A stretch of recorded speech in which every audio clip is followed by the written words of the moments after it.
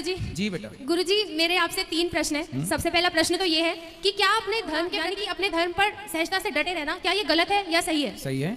अपने धर्म के लिए कट्टर होना बिल्कुल सही है। हम अपने धर्म को में रहो, अपने धर्म में जियो और अपने धर्म में ही मरो।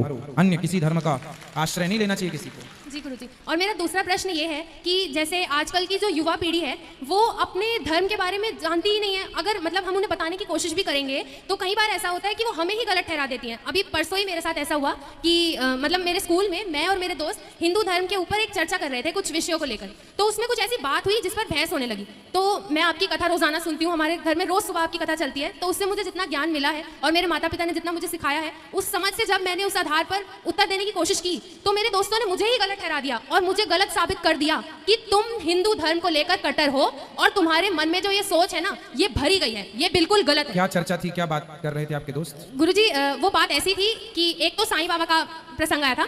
उसमें बोल रहे थे कि जो साईं बाबा है वो भगवान है। मैंने बोला कि मैंने कथा में ये सुना है कि जो साईं बाबा थे वो फकीर थे और फकीर मुसलमानों में होते हैं। आपने बताया हिंदू में तो साधु संत होते हैं। तो मैंने बोला कि फकीर तो शब्द ही मुसलमान है तो साईं बाबा भी मुसलमान ही थे क्योंकि साईं शब्द भी आपने बताया कि मुसलमान है। लेकिन वो सब मतलब उल्टा मेरे ऊपर चढ़ गए कि मतलब तुम तो हिंदू मुस्लिम में भेद करती हो, ये है वो है। मतलब मैंने इतना समझाने की कोशिश की लेकिन वो 6-7 जने थे और मैं अकेली थी। मैं किस किस को कैसे जवाब दे पाती? कोई बात नहीं, शेर अकेली होता है, गीदड़ की झुंड होती है, कोई दिक्कत नहीं है। आप अपनी जगह सही हो। झुंड में गीदड़ होते हैं, शेर झुंड में नहीं होता। आप अपनी जगह सही हो। देखिए बात ऐसी है कि संतों के रूप में हम सबका सम्मान करें पर भगवान के रूप में नहीं। भगवान एक है, आपको ये बोलना चाहिए। आप उनसे ये नहीं बोले कि भगवान कितने हैं, आपने उनसे पूछा नहीं आप कितने भगवान मानते हैं? जी गुरुजी भगवान तो एक ही है। नहीं, उनसे आपने नहीं पूछा? नहीं, उनसे ये सवाल मैंने नहीं किया। मैंने सिर्फ इतना बताया कि आपको सवाल क्या है? कांटे को कांटा निकालता है, जहर को जहर काटता है, सवाल को सवाल ही काटेगा, सवाल को उत्तर नहीं काटता।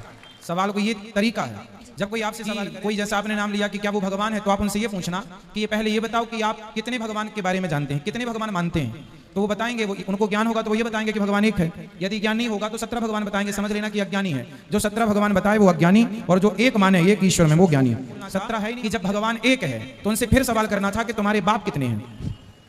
वो बताते कि बाप एक है तो आप पूछना, फिर सवाल करते क्या 2 बाप हो सकते हैं? फिर वो बताते नहीं 2 बाप नहीं हो सकते। तो फिर आपको कहना था जैसे 2 बाप नहीं हो सकते ऐसे 2 भगवान नहीं हो सकते। जी गुरुजी। और मेरा आखिरी प्रश्न ये है कि मतलब जैसे मैंने अभी बताया कि सोच आजकल ऐसी हो गई है कि वो कहते हैं कि तुम्हारा ना ब्रेन वॉश किया जा रहा है, तुम्हारे दिमाग में इन चीजों को भरा जा रहा है। तुम्हारे अपने कोई सिद्धांत नहीं है हिंदू धर्म को लेकर, तुम्हारा अपना कोई ज्ञान नहीं है, तुम्हें सिर्फ ये सिखाई जा रही है और वो चीजें तुम्हारे माँ बाप तुम्हारे दिमाग में भरी है। अब गुरुजी आप ही बताइए, ज्ञान तो बच्चों को अपने माता पिता से ही मिलता है ना, और किससे मिलेगा? उनसे बोलना कि बेटा ये पूरी धरती और दुनिया में जितने मजहब पंथ और हैं वो सब सनातन संस्कृति के ज्ञान पर ही टिके हैं। यहीं से सबने ज्ञान चोरी किया है। यहाँ जो ज्ञान इतना साइंटिफिक ज्ञान है उनसे पूछना कि आपके आज डॉक्टर बताता है कि स्त्री के गर्भ में जो बच्चा है 3 माह का हो जाए तब उसका लिंग परीक्षण होता है, लड़का है कि लड़की। तुम आज ये बात जानते हो, हमारे ऋषि मुनि ने हमारा अपना ज्ञान हजारों साल पहले ये बता चुका। समझाओ मूर्खों को। अब पढ़े तो जाने, नहीं पढ़े। अब उनसे पूछना कि सूर्य ग्रहण पड़ता है, चंद्र ग्रहण पड़ता है। जब नासा नहीं था 1950 के पहले, 1940 के पहले तो नासा भी नहीं था। तो जब नासा नहीं था तब क्या सूर्य ग्रहण नहीं पड़ता था? जब पड़ता था, जब नासा नहीं जानता था तब भी भारत के लोग जानते थे कि पंचांग में लिखा रहता था। हमारे देश में शतक पंचांग होता है, शताब्दी पंचांग। 100 साल पुराना पंचांग भी मिल जाएगा। वो पंचांग भी आज अवेलेबल है जो जब नासा नहीं था। आप गूगल में डालना कि 2050 में किस तारीख को सूर्य ग्रहण पड़ने वाला है। गूगल अभी ना बता पाएगा इतने आगे का, लेकिन आप पंचांग उठाकर देखिए हमारे सनातन धर्म का।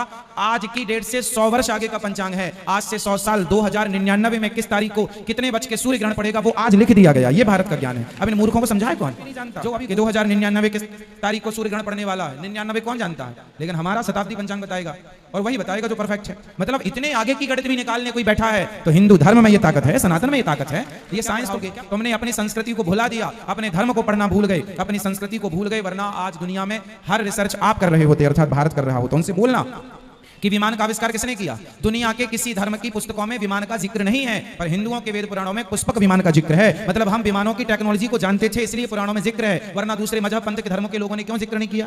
दूसरा, उनसे बताना कि 1800 ने विमान बनाया था, उसके पहले सतयुग में करदम जी ने विमान बनाया था, नाम था कामक विमान। और राइट ब्रदर्स ने 1903 में विमान बना के उड़ाया। समझाओ कि राइट ब्रदर्स तो आज के हैं, हम तो पहले से। पुष्पक विमान और दलपति जी का नाम याद करो कि दलपति जी ने 1885 में विमान बनाया था, उसी ड्राइंग को ये लोग कॉपी किए थे। अब जानते नहीं ना भारत के इतिहास, ये तो सिकंदर को महान बताने वाले लोग हैं जो जीता बस। ये तो भूल गए कि हमारी अपनी संस्कृति क्या है। ये झांसी की रानी को नहीं पढ़ते, स्वामी विवेकानंद जी को नहीं पढ़ते, आदि शंकराचार्य जी को नहीं पढ़ते, वरना ये बहुत आगे जाते। और गुरुजी एक आखिरी झटका तो ये बात सुन के लगा, मतलब वहाँ पे कोई था जिसने बोला कि श्री रामचंद्र भगवान जो थे उन्होंने जो 14 साल का वनवास काटा था, उसमें जब वो चित्रकूट गए थे, चित्रकूट पूरा पहाड़ी इलाका है, वहाँ ना कोई फल ना फूल ना सब्जी कुछ नहीं है, तो जो श्री रामचंद्र जी थे उन्होंने शिकार किया और उन्होंने उसे खाया। अब मैंने कहा इन्होंने मर्यादा पुरुषोत्तम श्री राम के बारे में ऐसी बात कह दी। मूर्ख है एक मुद्दों के इस माथे पे, मूर्ख नंबर 1।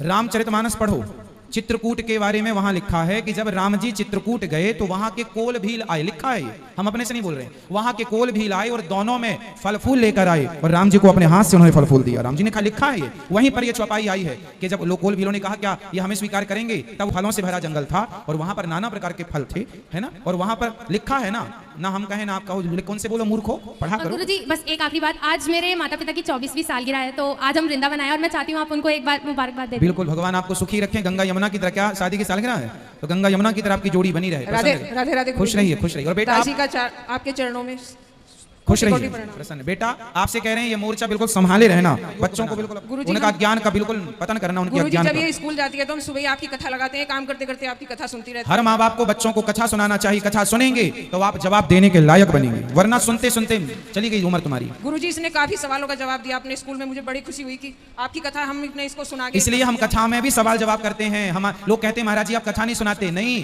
कथा की जरूरत नहीं है, कथा सबको याद है, अब उन सवालों की जरूरत है जो आज के युग में बच्चों को चाहिए। मैं इस बात पर गौर करते हैं आप लोग, हम यही सवाल जवाब करते रहते हैं। ये देखो बच्चों के काम की चीज है, आने वाले भारत में ये चीजों की जरूरत है, वो हम देना स्टार्ट कर चुके हैं। कथा तो सब जानते हैं कि राम जी थे वनवास 14 साल के गए, बाकी उनके आगे पीछे का जो रहस्य है वो हम आपको बताते हैं। तो गुरुजी ये सुनती है और सभी का आंसर देती है जहां तक इस पे होता है, ये सब आपका। अब हमने जो बताया टेक्निक बताई कि इस तरह से आपको सवाल से सवाल करना सीखिए, ठीक है। राधे राधे गुरुजी। खुश रहिए, खुश रहिए।